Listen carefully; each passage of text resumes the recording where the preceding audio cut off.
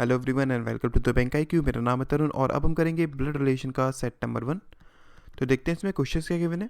Okay, सो ये आपके पास first question given है। यहाँ पर आपको ब्लड रिलेशन कोडिंग में दी हुई है।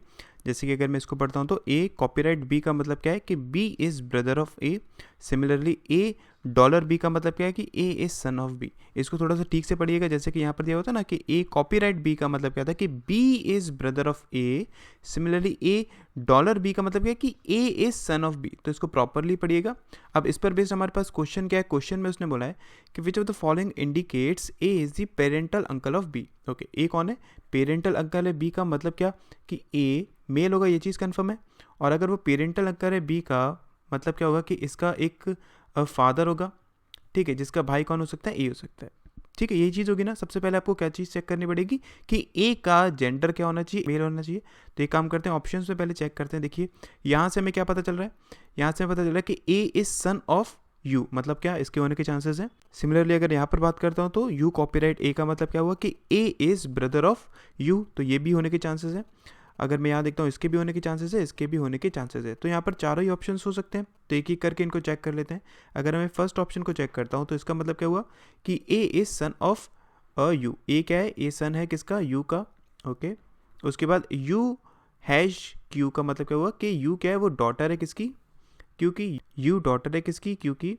फाइन। उसके बाद क्यू @r का मतलब क्या हुआ कि क्यू क्या है? वो मदर है किसकी? आर की।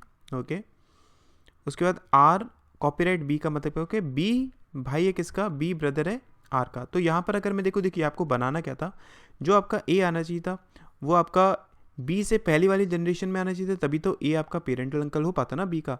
लेकिन यहाँ पर अगर मैं देखूँ तो आपके पास क्या, जो ए है वो बी के नीचे वाली जनरेशन में आ रहा है। तो इसका मतलब क्या है, ये चीज़ तो कभी भी पॉसिबल नहीं हो पाएगी ना कि ए क्या हो जाए पेरेंटल अंकल हो जाए बी का। इसलिए ये क्या हो जाएगा, आपके पास ऑप्शन गलत हो जाएगा। सेकेंड ऑप्शन की अगर बात करता हूँ तो उसने कहा कि बी क्या है? बी सन है आर का। ओके, बी सन है किसका? आर का। फाइन। एंड देन आर सन है किसका? क्यू का। आर सन है किसका? क्यू का। ओके, उसके बाद क्यू @u। क्यू @u का मतलब क्या है कि क्यू क्या है? वो मदर है किसकी? यू की। ओके, उसके बाद U copyright A. U copyright A का मतलब क्या हुआ कि ए क्या है? ए ब्रदर है किसका? यू का। ठीक है, तो यहाँ से अगर मैं देखूँ तो यहाँ से मैं क्लियरली बोल सकता हूँ ना क्या कि जो ए है वो क्या है? वो पेरेंटल अंकल है किसका? बी का। इसका मतलब इसका राइट आंसर क्या होना चाहिए? सेकंड होना चाहिए। एक बार चेक कर लेते हैं कि थर्ड और फोर्थ गलत क्यों है। ठीक है, थर्ड की अगर बात करता हूँ तो इसका मतलब क्या हुआ कि A is son of U. Okay, A क्या है? सन है किसका? यू का। उसके बाद U is son of R. U क्या है? सन है किसका? आर का। ठीक है, उसके बाद r@q। r@ का मतलब क्या हुआ कि आर मदर है किसका? क्यू का। ओके, उसके बाद क्यू कॉपीराइट बी का मतलब क्या हुआ कि बी क्या है? बी ब्रदर है किसका? क्यू का। तो यहाँ से अगर मैं देखूँ तो फिर से वही चीज़, देखिए आपके पास ए क्या बी से नीचे वाली जनरेशन में आ रहा है ना, इसलिए ये ऑप्शन भी नहीं हो सकता। फोर्थ ऑप्शन की बात करते हैं। बी क्या है? बी सन है किसका? क्यू का। बी सन है क्यू का। ओके, क्यू हैश यू दिया हुआ है, मतलब क्या है? क्यू क्या है? डॉटर है किसकी? यू की। ओके, उसके बाद यू @r मतलब क्या है कि यू मदर है किसकी? आर की। यू मदर है किसकी? आर की। फाइन। उसके बाद आर कॉपीराइट ए मतलब क्या है? ए ब्रदर है किसका?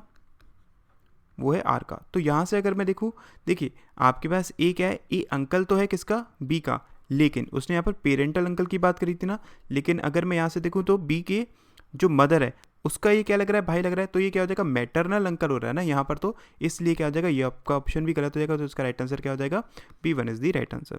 ठीक है, नेक्स्ट क्वेश्चन देखते हैं। देखिए ओके, नेक्स्ट क्वेश्चन क्या गिवन है, which of the following is the correct conclusion drawn from the expression. Okay, so इस एक्सप्रेशन से हमारे पास बताना है कि कौन सा आपके पास कंक्लूजन ट्रू होगा। तो देखिए पहला उसने वाला है L is equals to K का मतलब क्या है कि K is sister of L। Okay, K sister है किसकी? L की। उसके बाद K हैश Q का मतलब क्या हो गया कि K डॉटर है किसकी?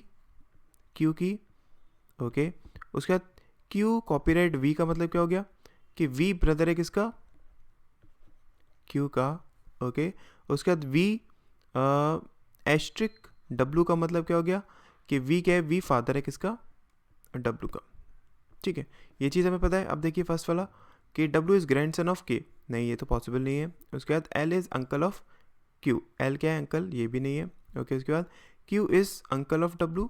Q अंकल है W, वी डोंट नो इसका क्या जेंडर है, तो इसलिए ये भी नहीं हो सकता। W is niece of Q। ये भी हमें कंफर्म नहीं है, तो ये भी नहीं हो सकता, मतलब इसका राइट आंसर क्या हो जाएगा, none of this is the right answer. ठीक है, नेक्स्ट क्वेश्चन देखते हैं। देखिए नेक्स्ट क्या है, उसने फिर से वही चीज़ पूछी, विच of the following is the correct conclusion drawn from the expression. Okay, so expression को बनाते हैं, इसको क्या बोलूँगा, $M का मतलब क्या है कि M is son of B। Okay, उसके बाद B@D का मतलब क्या है कि B is mother of D। Okay, उसके बाद D कॉपीराइट G का मतलब क्या है कि G is brother of D। Okay, उसके बाद G is equals to K का मतलब क्या है कि K is sister of A। Okay, ठीक है, तो यहाँ से अगर मैं देखूँ तो D is brother of K, D brother है K का, नहीं, हम इसको कुछ कंफर्म नहीं बोल सकते हैं।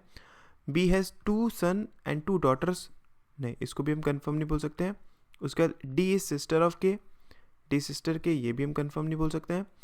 K is sister of M, K sister है M की, हाँ, इसको हम कंफर्म बोलते हैं, तो इसका राइट आंसर क्या हो जाएगा, fourth one is the right answer. ठीक है, नेक्स्ट क्वेश्चन देखते हैं। देखिए नेक्स्ट क्वेश्चन क्या है कि which of the following indicates A is daughter of E. A daughter है किसकी, ई की, हमें ये चीज़ बतानी है। तो यहाँ पर सबसे पहली चीज़ देखो तो ए को क्या होना चाहिए, फीमेल होना चाहिए। तो देखते हैं, चेक करते हैं, अगर मैं यहाँ पर देखता हूँ तो ए कहीं है नहीं, इसलिए क्या हो जाएगा, गलत हो जाएगा।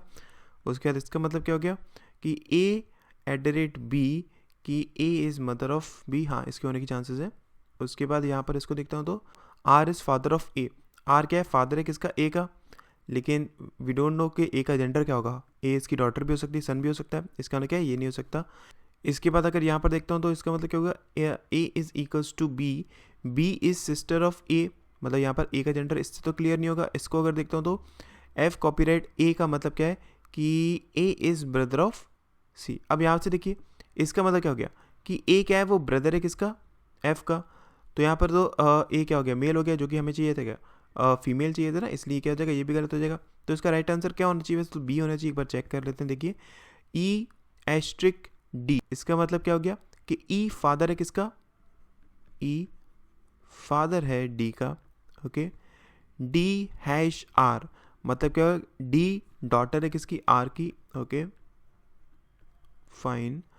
उसके बाद R@A, R@A का मतलब क्या हो गया कि आर मदर है किसकी, ए की। Okay fine. उसके बाद A@B, A@B का मतलब क्या हो गया, ए मदर है किसकी, बी की।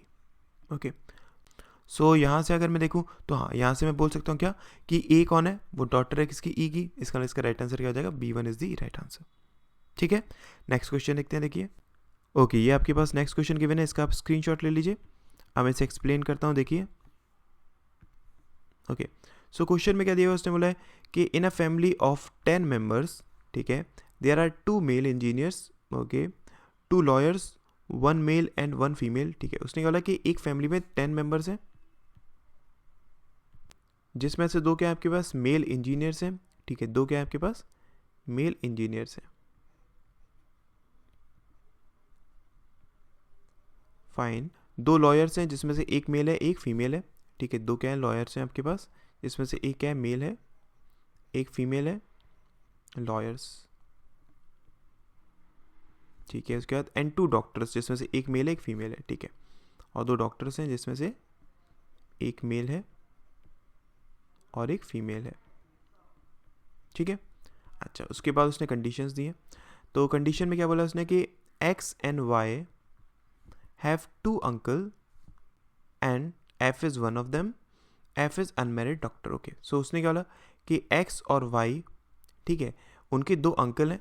ठीक है, तो इसको बना लेते हैं, X और Y इनके 2 अंकल है, मतलब क्या, इनके जो पेरेंट्स होंगे, ठीक है, उनका कोई भाई हो सकता है, जो कि कौन है, उनमें से एक F है, ठीक है, और एक और कोई होगा, हमें पता नहीं।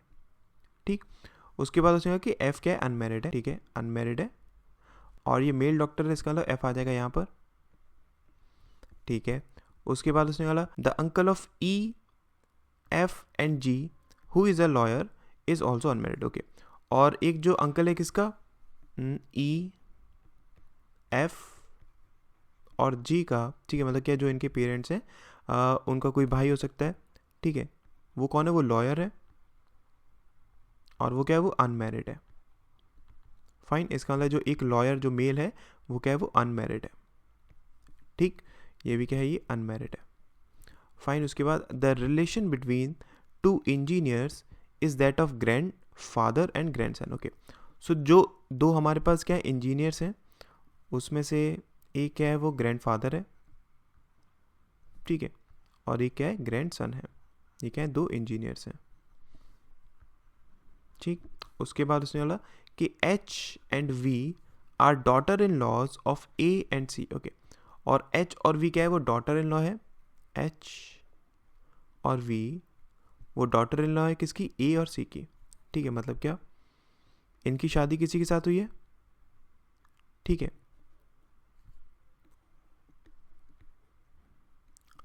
जिनके पेरेंट्स कौन है, ए और सी, ठीक है। उसके बाद H who is a lawyer has 2 children X and Y. Okay, H कौन है वो एक लॉयर है, ठीक है, एच लॉयर है, ओके, ठीक है।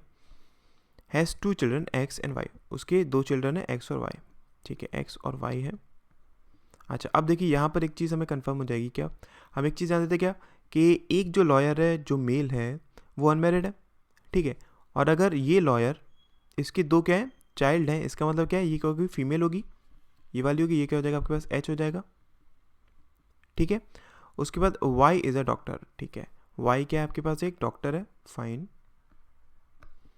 ठीक है। G is a serviceman and his wife they don't have any kid. Okay, उसने बोला कि जी क्या है सर्विसमैन है, ठीक है, और उसकी जो वाइफ है वो क्या है they do not have any kid, और उनकी कोई किड नहीं है, मतलब क्या, ठीक है, ये इसी तरीके से बनेंगे बस। Okay fine. उसके बाद one of F's brother is a businessman, ठीक है, एफ का एक भाई है जो कि क्या है बिजनेसमैन है, एफ का एक भाई है जो कि क्या है बिजनेसमैन है। ओके, एफ का एक भाई है जो कि बिजनेसमैन है, ठीक है, and his mother is a house wife. Okay, और इसकी जो मदर है वो क्या है वो हाउस वाइफ है, ठीक।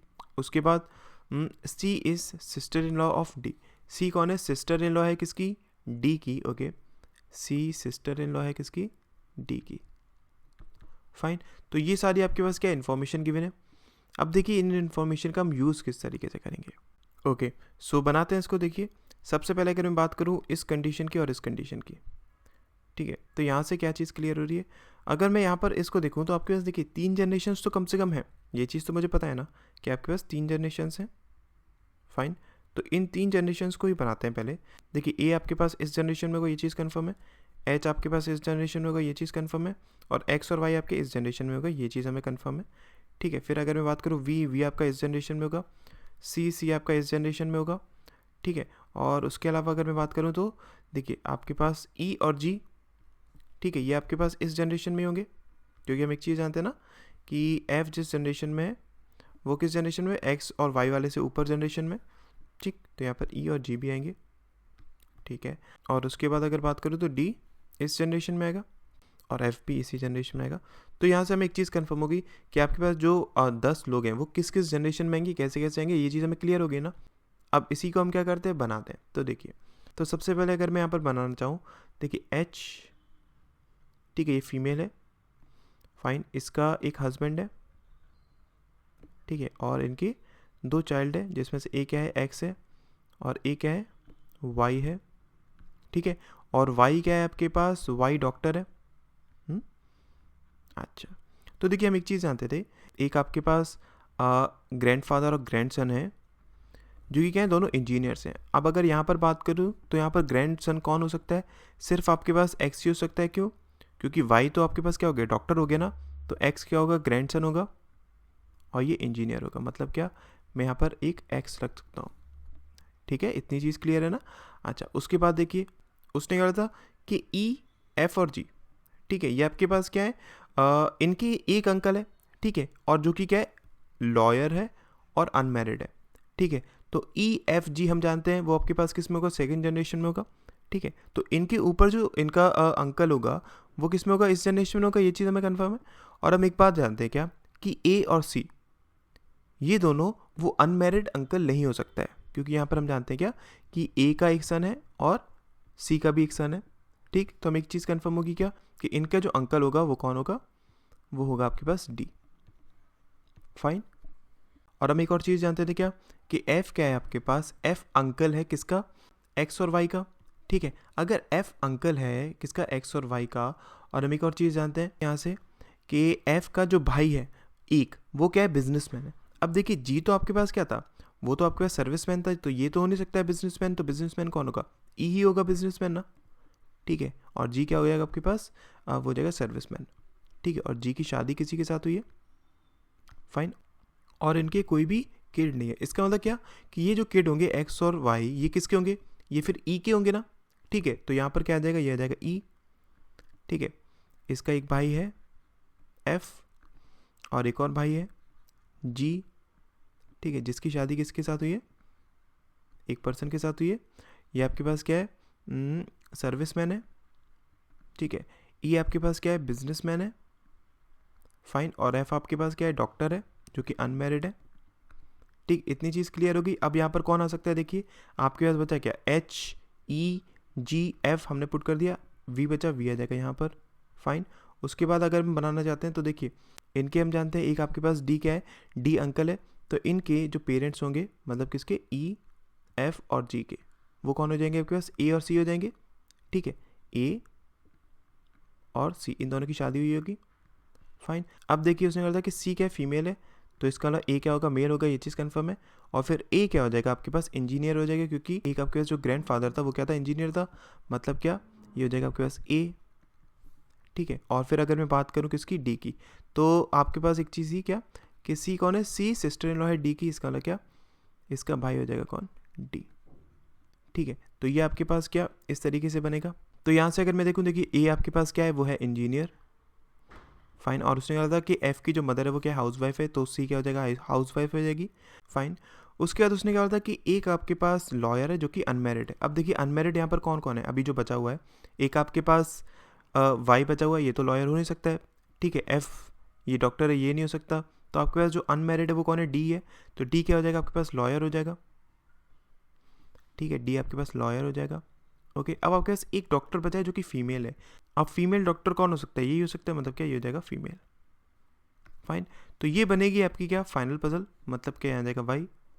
आई होप आपको क्लियर हुआ होगा कि किस तरीके से हमने इसको अप्रोच करा है। तो उसने कहा था कि who is the father of doctor, तो डॉक्टर का फादर कौन है, देखिए ए हो सकता है क्या डॉक्टर का फादर, अगर मैं देखूँ तो हाँ ये हो सकता है ए। ठीक है, ई हो सकता है क्या, हाँ ई भी हो सकता है। तो इसका राइट आंसर क्या हो जाएगा, ए और E is the right answer. Fine, thank you so much.